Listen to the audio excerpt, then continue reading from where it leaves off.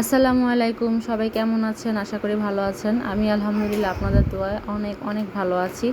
চলে আসলাম আপনাদের সাথে শুভ কাজের পর্বটি শেয়ার করার জন্য। আমার ছোটো ভাইকে মেয়ে পক্ষ দেখতে আসবে, সেই আয়োজনটি আপনাদের সাথে পর্ব আকারে শেয়ার করব। তো এখানে রোস্ট এবং কোরমা করার জন্য মুরগি নিয়ে আসা হয়েছে। সেগুলোকে আমার আম্মা খুব সুন্দর করে বেছে বেছে কাটাকুটি করে নিচ্ছে, পিস করে করে রেখে দিচ্ছে।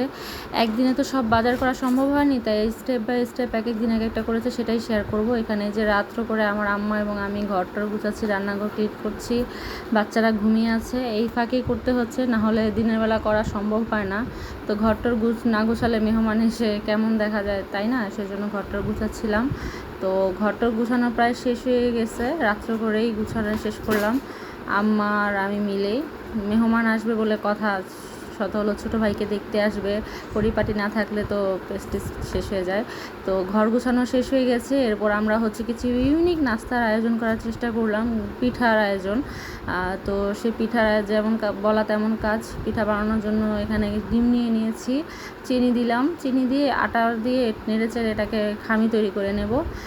কয়েক পদের পিঠার আয়োজনই করা হয়েছে, একে একে সব পিঠার আয়োজনই দেখানো হবে আপনাদেরকে। এটা আমি ডিমকলি পিঠার আয়োজন, খামিটা তৈরি করে নিচ্ছি প্রথমে। সব কিছু মিলিয়ে আটার সাথে মিক্স করে এখানে খামি তৈরি করে নেব। তারপর এটাকে কেটে ডিজাইন করে বা ফুলের মতো করে পিঠা বানাবো। সবটাই আপনারা দেখবেন, সমস্যা নেই। ভিডিওটি অবশ্যই ভালো লেগে থাকলে লাইক কমেন্ট শেয়ার দিতে ভুলবেন না, পাশে থাকবেন। আপনাদের জন্যই আমার এই ভিডিও করা, আপনাদের সাথে সব কিছু শেয়ার করা। কখন কি ভিডিও আপলোড করতে একটু দেরি হয়ে যায়, তার জন্য আমি আন্তরিকভাবে দুঃখিত। কারণ দুইটা বেবি নিয়ে আমার ভিডিওটা এডিটিং করতে হয়, খুব কষ্ট হয়ে যায়। তারপরেও চেষ্টা করি আপনাদের কাছে সব কিছু তুলে ধরার। আপনাদের ভালোবাসায় আমাকে এতদূর এগিয়ে নিয়ে যাচ্ছে। তো এখানে আমার নানু রুটিটা বেলে দিচ্ছে, আর আমি কেটে কেটে ফুল আকারে ডিজাইন করে নিচ্ছিলাম। আর ওইখানে আরেক পাশ দিয়ে আমার আম্মু কড়াইতে গরম তেল বসিয়ে দিয়েছে পিঠাটা ভাজার জন্য। গরম গরম বানানোর সাথে সাথে পিঠাটা তেলে না দিলে এটা পরে চিনিটা ছেড়ে দেয়, পিঠাটা খুলে যায়, নষ্ট হয়ে যায়, তখন আর ভাজটা থাকে না। তাই এটা বানানোর সাথে সাথে এই পিঠাটা তেলে ভেজে নিতে হয়। সেদিন রাতে আরও একটি পিঠা তৈরি করেছিলাম, সেটাও আপনাদের সাথে শেয়ার করব। সেটাকে খাজের পিঠা বলে।